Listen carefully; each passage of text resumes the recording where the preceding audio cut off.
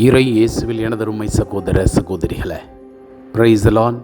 இயேசுவுக்கே புகழ், இயேசுவுக்கே நன்றி, மரியே வாழ்க. இறை வார்த்தையை படித்தேன், அது ஒரு படித்தேன். இந்த தேன் நம்முடைய வாழ்க்கையை உருமாற்றும் என்ற நல்ல எண்ணத்தோடு நாளுக்கு ஒரு அதிகாரம் என்ற மைய சிந்தனையோடு உங்களை சந்திப்பதிலே பெரும் மகிழ்ச்சி அடைகின்றேன். இறை வார்த்தை என்ற தேன் நம்முடைய எண்ண ஓட்டத்தை மாற்றும். நம்முடைய எண்ண ஓட்டம்தான் நம்முடைய வாழ்க்கையை பல விஷயங்களை நிர்ணயிக்கக்கூடிய ஒரு ஆக்கமும் சக்தியாக இருக்கிறது.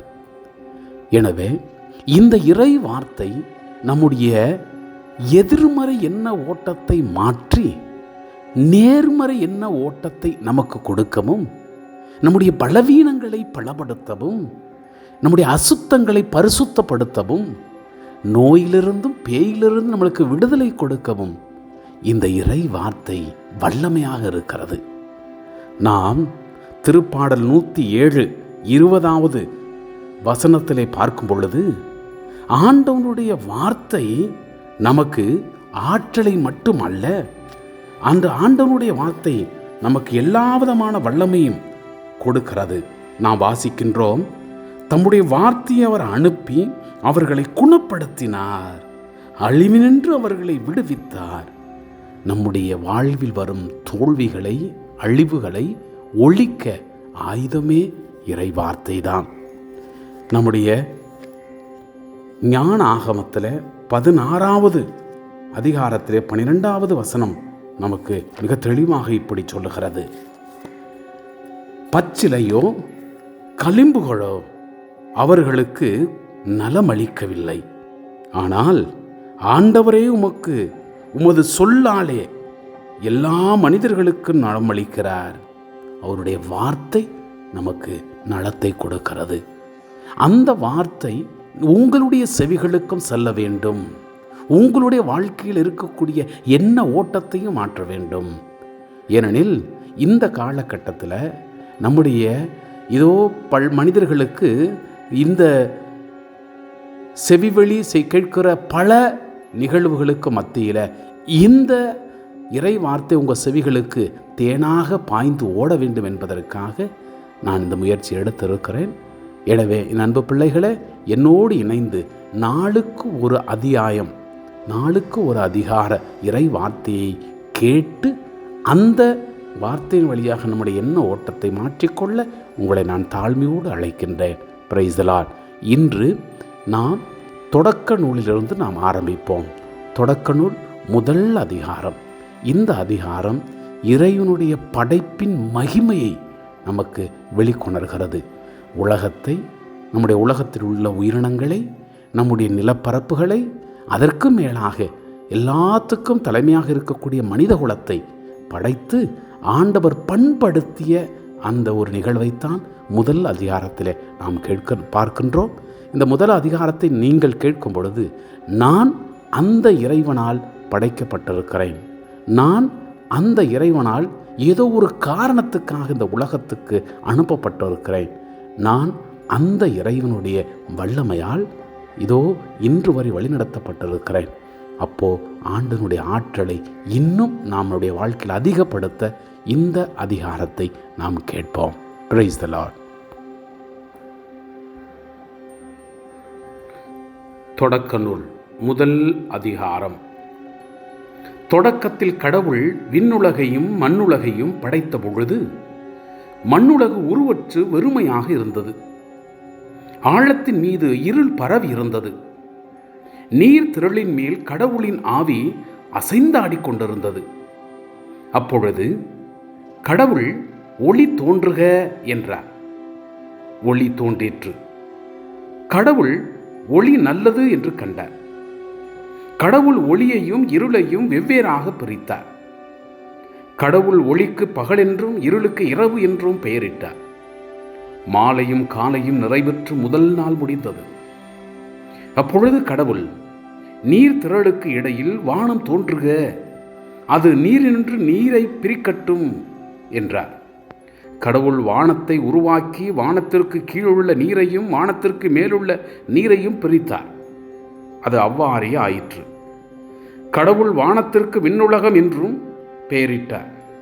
மாலையும் காலையும் நிறைவுற்று 2ஆம் நாள் முடிந்தது. அப்பொழுது கடவுள் விண்ணுலகுக்கு கீழுள்ள நீர் எல்லாம் ஓரிடத்தில் ஒன்று சேர உலர்ந்த தரை தோன்றுக என்றார். அது அவ்வாறே ஆயிற்று. கடவுள் உலர்ந்த தரைக்கு நிலம் என்றும் ஒன்று திரண்ட நீருக்கு கடல் என்றும் பெயரிட்டார். கடவுள் அது நல்லது என்று கண்டார். அப்பொழுது கடவுள் புற்பூண்டுகளையும் விதை தரும் செடிகளையும் கனிதரும் பழங்களையும் அந்தந்த இனத்தின்படியே நிலம் விளைவிக்கட்டும் என்றார்.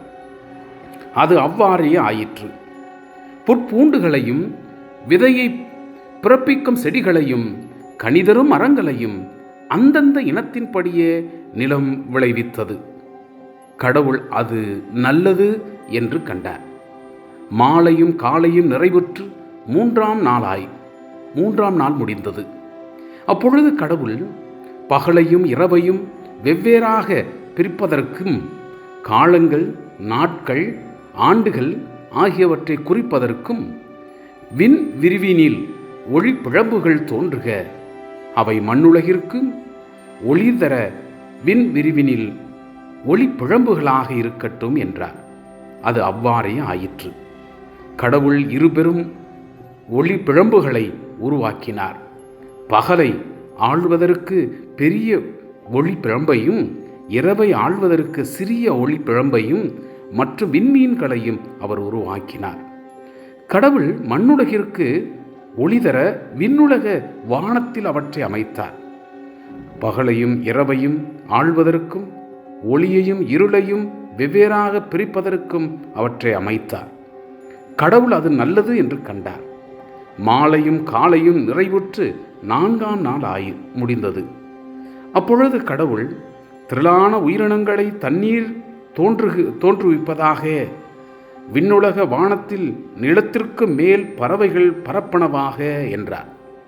இவ்வாறு கடலின் பெரும் பாம்புகளையும் திரளாக நீரில் நீந்தி வாழும் உயிரினங்களையும் இறக்கையுள்ள எல்லாவித பறவைகளையும் அவற்றின் இனத்தின்படி கடவுள் படைத்தார். கடவுள் அது நல்லது என்று கண்டார். கடவுள் அவற்றிற்கு ஆசி வழங்கி பழுகி பெருகி கடல் நீரை நிரப்புங்கள், பறவைகளும் மண்ணுலகில் பெருகட்டும் என்று உரைத்தார். மாலையும் காலையும் நிறைவுற்று 5ஆம் நாள் முடிந்தது. அப்பொழுது கடவுள் கால்நடைகள், ஊர்வன, காட்டு விலங்குகள் ஆகியவற்றை அவற்றினுடைய இனத்தின்படி நிலம் தோற்றுவிப்பதாக என்றார். கடவுள் காட்டு விலங்குகளையும் கால்நடைகளையும் நிலத்தில் ஊர்வன யாவற்றையும் அவற்றினுடைய இனத்தின்படி உருவாக்கினார். கடவுள் அது நல்லது என்று கண்டார். அப்பொழுது கடவுள் மானிடரை தம் உருவிலும் தம் சாயலிலும் உண்டாக்குவோம், அவர்கள் கடல் மீன்களையும் வானத்து பறவைகளையும் கால்நடைகளையும் மண்ணுலகம் முழுவதையும் நிலத்தில் ஊர்வன யாவற்றையும் ஆளட்டும் என்றார். கடவுள் தம் உருவில் மானிடரை படைத்தார். கடவுளின் உருவிலேயே அவர்களை படைத்தார். ஆணும் பெண்ணுமாக அவர்களை படைத்தார். கடவுள் அவர்களுக்கு ஆசி வழங்கி பழுகி பெருகி மண்ணுலகை நிரப்புங்கள், அதை உங்கள் ஆற்றலுக்கு உட்படுத்துங்கள், கடல் மீன்கள் வானத்து பறவைகள் நிலத்தில் ஊர்ந்து உயிர் வாழ்வன அனைத்தையும் ஆளுங்கள் என்றார். அப்பொழுது கடவுள் மண்ணுலகெங்கும் உள்ள விதை தரும் செடிகள் பல மரங்கள் அனைத்தையும் உங்களுக்கு நான் கொடுத்துள்ளேன், இவை உங்களுக்கு உணவாகட்டும். எல்லா காட்டு விலங்குகள் வானத்து பறவைகள் நிலத்தில் ஊர்வன ஆகிய அனைத்து உயிரினங்களுக்கும் பசுமையான செடிகள் அனைத்தையும் நான் உணவாக தந்துள்ளேன் என்றார். அது அவ்வாறே ஆயிற்று. கடவுள் தம் உருவாக்கிய அனைத்தையும் நோக்கினார். அவை மிகவும் நன்றாயிருந்தன. மாலையும் காலையும் நிறைவுற்று 6ஆம் நாள் முடிந்தது. Praise the Lord.